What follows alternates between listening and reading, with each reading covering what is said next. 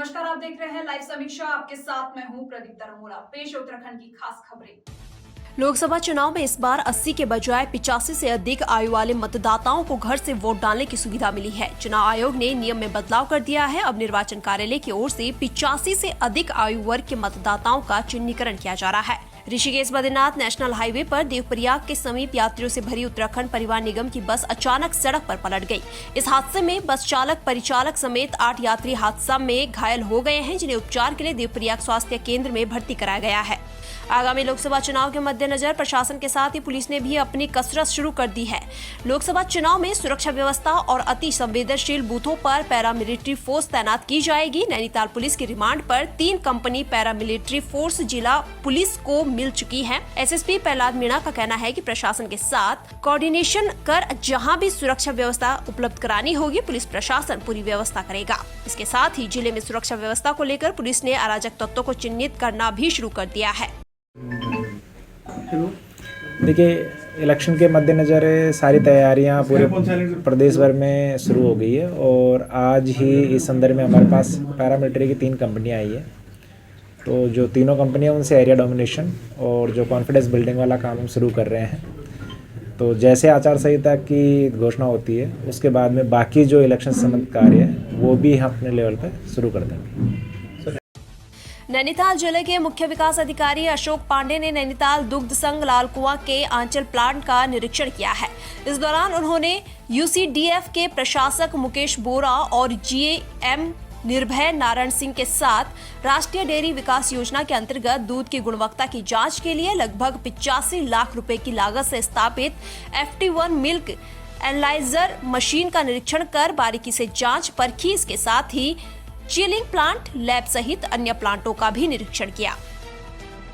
आज का दिन मैं कह सकता हूं कि उत्तराखंड डेयरी कोऑपरेटिव के लिए एक विशेष दिन है और समय समय पर जो हम आधुनिकीकरण की बात करते थे दुग्ध संघ की, तो आज उसकी प्रथम किस्त के रूप में आज शासन ने हमको धनराशि अवमुक्त कर दी है। लगभग 10 करोड़ की स्वीकृति मिली है और 5 करोड़ रुपये जारी भी कर दिया। मैं उसके लिए सर्वप्रथम तो अपने प्रदेश के माननीय मुख्यमंत्री श्रीमान पुष्कर सिंह धामी जी और हमारे दुग्ध विकास के मुखिया कैबिनेट मंत्री माननीय सौरभ बोगणे जी का धन्यवाद ज्ञापित करता हूं कि जो लंबे समय से हमारा प्रयास था वो आज नैनीताल दुग्ध संघ ही नहीं, पूरे उत्तराखंड डेयरी फेडरेशन और प्रदेश के लिए एक मील का पत्थर साबित हुआ है कि आज हमको 10 करोड़ रुपए की स्वीकृति मिली है।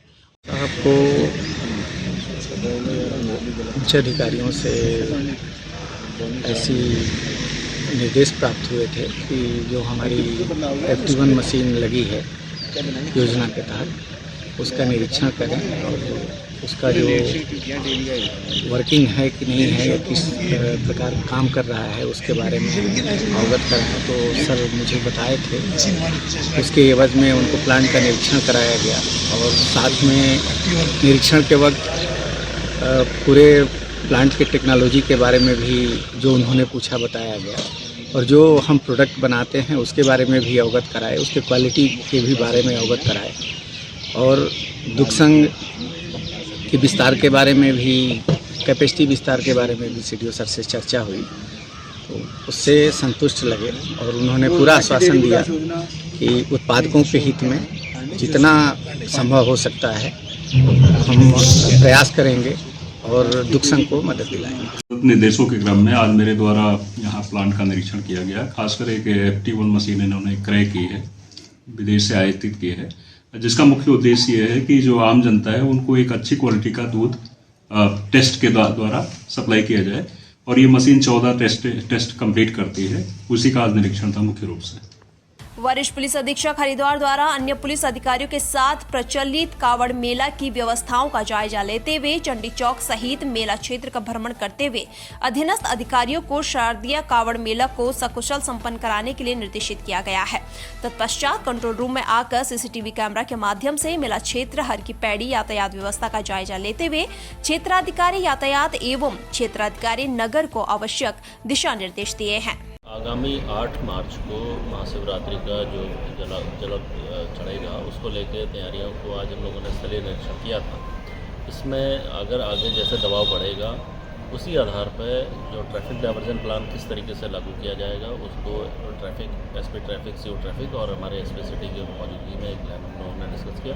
स्थलीय निरीक्षण करके इसको जितना भी फोर्स इनको चाहिए मैक्सिमम फोर्स दिया जाएगा, किसी भी प्रकार का कोई भी कंजेशन ना हो, इसको हम लोग इंश्योर।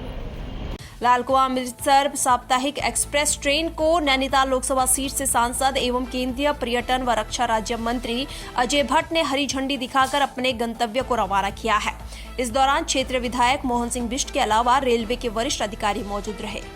बहुत बड़ी उपलब्धि है। काफी समय से जनता की मांग के द्वारा लंबित कार्य माननीय सांसद जी द्वारा पूरा किया गया है और जैसा कि सांसद जी ने भी कहा कि जैसे ट्रैक पे लोड जिस हिसाब से बढ़ता रहेगा, जितनी बुकिंग बढ़ेंगी उस हिसाब से इसके फेरे 1 से 2, 2 से 3, 3 से 4 फिर पूरे सप्ताह तक रहेंगे। बहुत बढ़ावा मिलेगा क्योंकि यहाँ से बाघा बॉर्डर, वैष्णो देवी और आपका और वहाँ से जो भी वहाँ से जो लोकल टूरिस्ट यहाँ आएगा, अपना नैनीताल, रामनगर और हमारा कुमाऊं, गढ़वाल सभी क्षेत्र है, 4 धाम यात्राएं हैं। माननीय प्रधानमंत्री जी, रेल मंत्री जी और मुख्यमंत्री जी को बहुत बधाई देता हूं और उन्होंने जो बात हमने संसद में उठाई, जिसके लिए मैं बार बार रेल मंत्री जी से मिलता था, मैंने प्रार्थना मुख्यमंत्री जी से करी, प्रधानमंत्री जी से करी, उन्होंने तत्काल प्रभाव से ये रेल प्रारंभ कर दी है। अभी अयोध्या के लिए रेल ले जाना है, उसको भी चला रखा है और अभी हम लोगों ने कई प्रकार की रेलें और चलें, उसके लिए भी मैंने कोशिश करी है। हवाई जहाज की भी कोशिश कर रहे हैं कि अमृतसर तक और अयोध्या तक यहाँ से हवाई जहाज भी लगे। ईश्वर चाहेगा तो सारी जितने संकल्प हमने लिए हैं ये पूरे होंगे। देखिए, लंबे समय से इस ट्रेन की मांग थी, जो हमारे चूँकि हल्द्वानी के साथ साथ लाल कुआं भी कुआओं का प्रवेश द्वार है और पूरे पहाड़ के लोगों का जो आवागमन है लाल कुआं होके होता है। तो लंबे समय से इस क्षेत्र की मांग थी कि यहाँ पर एक ट्रेन का संचालन किया जाए और अभी साप्ताहिक आधार पर इसको प्रारंभ किया गया है और जैसे ही यात्रियों की संख्या बढ़ेगी इसको उसके बाद 5वें दिन, उसके बाद 30वें दिन, उसके बाद रोजाना ऐसे भी चलाने का प्रयास किया जाएगा। तो बहुत ही बड़ा कदम है इस क्षेत्र की। न केवल इससे आर्थिकी में फर्क आएगा बल्कि जो टूरिस्ट का जो एक बड़ा फ्लो इस ओर को आएगा इससे, इस ट्रेन के होने से। लोकसभा चुनाव को लेकर स्वास्थ्य महकमे ने भी अपनी तैयारियां कर ली है। जिले में अब तक जहां स्वीप गतिविधियों को लेकर विभाग ने कंट्रोल रूम शुरू किया है, वहीं चुनाव ड्यूटी में तैनात कार्मिकों के लिए 1200 हेल्थ किट बनाकर भी तैयार हो गई है। अफसरों के मुताबिक ये हेल्थ किट हर बूथ में भेजी जाएगी। वहीं चुनावों में स्वास्थ्य सेवाओं को लेकर भी विभाग ने तैयारियां की है। देखिए, हर चुनाव में स्वास्थ्य विभाग का भी एक अहम रोल रहता है, इस बार भी है। तो हम लोगों को जिलाधिकारी महोदय के द्वारा निर्देश दिए गए थे कि एक तो उनके जितने भी बूथ हैं उसके आधार पे उन्होंने हमसे 1200 मेडिसिन किट की डिमांड की है। तो उसमें सभी जो है जीवन रक्षक दवाइयाँ लगभग उपलब्ध हैं। सामान्य जो बीमारियाँ हो सकती हैं उस समय वहाँ बूथ पे उनकी सभी दवाइयाँ उसमें उपलब्ध हैं। इसी के साथ साथ हमारे द्वारा बिल्कुल जितने भी हमारे नज़दीकी चिकित्सालय हैं उन सबको आदेश दे दिए गए हैं कि वहाँ पे दवाइयाँ पर्याप्त मात्रा में रखें और उस दौरान कोई भी वहाँ का जो कर्मचारी है वो अवकाश पर नहीं जाएगा। अपरिहार्य परिस्थिति में यदि किसी को जाना ही है तो बिना मेरी अनुमति नहीं जाएगा। हम वहाँ पे कोई व्यवस्था करेंगे तभी वो जा पाएगा। तो इसी प्रकार से हमने 1200 किटें भी जो है बना करके वो हमारे पास बिल्कुल तैयार है और प्रशासन से हमने बात भी की थी, लेकिन उन्होंने कहा कि हम आपसे उठवा लेंगे। तो वो हमारी बिल्कुल तैयारी है पूरी की पूरी। अंतर्राष्ट्रीय महिला दिवस के अवसर पर पौड़ी के पुलिस लाइन में आयोजित निःशुल्क स्वास्थ्य कैंप का एसएसपी पौड़ी श्वेता चौबे ने शुभारंभ किया है। जानकारी के अनुसार पुलिस परिवार की महिलाओं और सरकारी विभाग में कार्यरत महिला कर्मचारियों के लिए एसएसपी पौड़ी के सहयोग से पुलिस लाइन में निःशुल्क स्वास्थ्य कैंप लगाया गया है, जिसमें हिमालयन जॉलीग्रांट के चिकित्सकों की ओर से महिलाओं के स्वास्थ्य का परीक्षण किया जा रहा है। इसके साथ ही रोटरी क्लब देहरादून की ओर से सहयोग दिया गया। राष्ट्रीय महिला दिवस 8 मार्च को है। उसके परिप्रेक्ष्य में हमने जनपद की जितनी हमारी महिला पुलिसकर्मी हैं और जो हमारे पुलिस लाइन और अन्य जगह जो हमारे पुलिस परिजन हैं, उनकी महिलाओं के लिए निःशुल्क स्वास्थ्य शिविर एक लगाया है। और ये जो रोटरी क्लब देहरादून है और हिमालयन हॉस्पिटल है देहरादून में, उसके सौजन्य से ये लगाया गया है। और हमारे अच्छे काफ़ी जो डॉक्टर्स हैं, सीनियर डॉक्टर्स हैं, वो आ रहे हैं। और आज महिलाओं को इसीलिए थोड़ा सा एक ब्रेस्ट अवेयरनेस कैंप भी था, उन लोगों को जागरूक किया गया है। जो हमारी महिला पुलिसकर्मी है वो अपने स्वास्थ्य के प्रति कभी कभी बहुत लापरवाही बरतती हैं। 24/7 की उनकी जॉब रहती है और उसके बाद जो है उनको परिवार को भी देखना होता है, डबल रिस्पॉन्सिबिलिटी होती है, तो स्वास्थ्य को कहीं ना कहीं, हेल्थ को वो निगलेक्ट करती हैं। तो उसी को दृष्टिगत रखते हुए आज ये एक कैंप लगाया गया है। डिटेल्ड एग्जामिनेशन भी होगा, उनके टेस्ट भी होंगे। तो उसी को लेकर अंतर्राष्ट्रीय महिला दिवस को लेकर आज ये कैंप का ऑर्गेनाइजेशन किया है। कैंप में हम स्क्रीनिंग करेंगे हेड एंड नेक कैंसर्स के लिए, ब्रेस्ट कैंसर्स के लिए एंड सर्वाइकल कैंसर्स के लिए। स्पेशली ये बनाया गया है महिलाओं की जांच के लिए, ताकि हम अर्ली डायग्नोसिस एंड स्क्रीनिंग कर सकें। पहाड़ में चूल्हा ये बहुत कॉमन है, जो सब लोग करते हैं। गैस हर जगह अवेलेबल नहीं है, जिसके धुएं की वजह से लंग कैंसर बहुत कॉमन है। दूसरा, इतना इजी अवेलेबिलिटी ऑफ हॉस्पिटल्स नहीं है, अवेयरनेस नहीं है। तो पेल्विक इन्फ्लेमेटरी डिजीज़ेस होती हैं, जिसकी वजह से सर्वाइकल कैंसर बहुत कॉमन है महिलाओं में। इसीलिए हम आज स्क्रीनिंग के लिए आए हैं, पर्टिकुलरली सर्वाइकल कैंसर पेशेंट्स के लिए। हल्द्वानी के बागजाला क्षेत्र में अतिक्रमण के नाम पर 8 घर ध्वस्त करने के बाद नाराज बिंदुखता संघर्ष से समिति के पदाधिकारियों ने बागजाला पहुंचकर वरिष्ठ कांग्रेस नेता इंद्रपाल आर्य के कार्यालय पर बैठक की। इस दौरान समिति के पदाधिकारी सहित इंद्रपाल आर्य ने भी सरकार पर जमकर निशाना साधा। साथ ही क्षेत्रीय विधायक पर भी दोहरी राजनीति करने का आरोप लगाया। जिस प्रकार बिंदुखत्ता है, इसी प्रकार बागजाला भी है। ये भी हमारे पहाड़ के प्रशासक हैं, पहाड़ के लोग हैं, गरीब लोग हैं। वहाँ पर रहने का आचार्य नहीं था, इसलिए यहाँ पर बसे हुए हैं। ये आज़ादी से पहले के बसे हुए हैं, ये कोई याद नए बसे हुए नहीं हैं। और इसमें भी अधिकतर 500 से अधिक परिवार तो इसमें 80 के ही हैं, इस वर्ग के लोग हैं। इसमें सभी लोग मिले जुले हैं। तो इसलिए मैं यही कहना चाहूँगा इसमें कि सरकार को इनको भूमिदरी देनी चाहिए। और ये जो तोड़फोड़ की राजनीति कर रहे हैं ये लोग, बुलडोजर चलाने का जो मशहूर अपने आप को मशहूर कर रहे हैं देश के अंदर, इससे इनको निजात पाना चाहिए और लोगों को यहाँ पर मालिकाना हक देना चाहिए। ये उजाड़ने का काम बंद करना चाहिए। जो भी लोग यहाँ पर बसे हैं, चाहे वो किसी भी क्षेत्र के हों, किसी भी धर्म के हों, तो पहले तो संविधान हमें ये अधिकार देता है कि सबको अपना सर ढकने का अधिकार है, अपना जीने का अधिकार है। वो संविधान ने हमें, बाबा साहब ने हमें दिया है।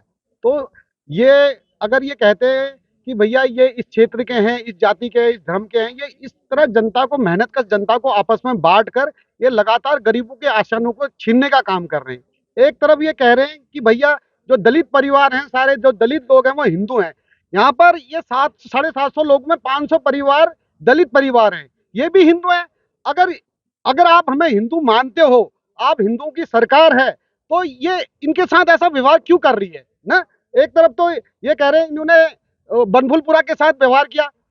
मेन ये है कि इनको मेहनत कर जनता को आपस में बांटना है और फिर कैसे ही करके इनके आशाओं को छीनना है। ये लगातार लोगों को लगातार बेघर कर रहे हैं। एक तरफ हमारे विधायक जी कह रहे हैं कि भैया बिंदुखत्ता राजस्व गांव बन रहा है, दूसरी तरफ उनकी विधानसभा में ये बागजला आता है, बागजला के 8 घर तोड़ दिए जाते हैं और अगल बगल के घर, एक घर अवैध हो गया, एक घर वैध, ऐसा तो होगा नहीं। और ये क्या कर रहे हैं, 750 लोगों को नोटिस देने की तैयारी कर रहे हैं। तो हमारे जो विधायक हैं, हमारे जो सांसद हैं, उनको आना चाहिए, बोलना चाहिए। एक तरफ तो वो कह रहे हैं कि भैया राजस्व गांव का कर रहे हैं, सारे जुमले हैं, ये जुमले करते आए हैं, जनता को खाली बहला फुसला रहे हैं। आगे रणनीति यह है कि जितने भी खत्ते हैं, जितने भी ऐसे क्षेत्र हैं जिनको इनने अतिक्रमणकारी की लिस्ट में डाला, सब एकजुट होंगे और इस सरकार को मुंह तोड़ जवाब देंगे हम। देखिए, जैसे आज इसी महीने 2 तारीख को 8 घर इस बागजाला क्षेत्र में ध्वस्तीकरण कर दिए गए शासन द्वारा। और आज इस बागजाला में जिस तरीके से डर का माहौल बना हुआ है, जो लोग, हम लोग यहाँ लोग ये समझ लो कि जब से देश आज़ाद नहीं हुआ था तब से हमारे बुजुर्ग लोग इस गांव में बैठे हुए हैं, जो काश्तकारी कर रहे हैं। और सन 1978 में पट्टा अलॉटमेंट किया गया और हम लोग अपना जीवन बसर कर रहे हैं।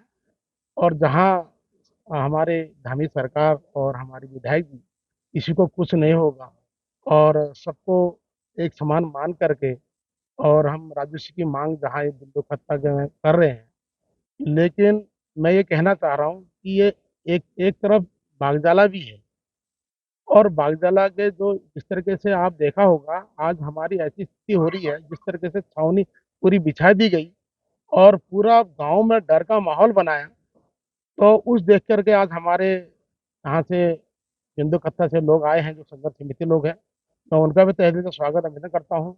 जिन लोगों ने अपना सहयोग दिया, कहा कि आप हम भी आपके साथ हैं, जैसी स्थिति हमारी है वैसी आपकी भी है, लेकिन मैं सरकार से और जो भारतीय जनता पार्टी से ये कहना चाहता हूँ, जो आप आश्वासन दे रहे हो एकदम क्लियर करो।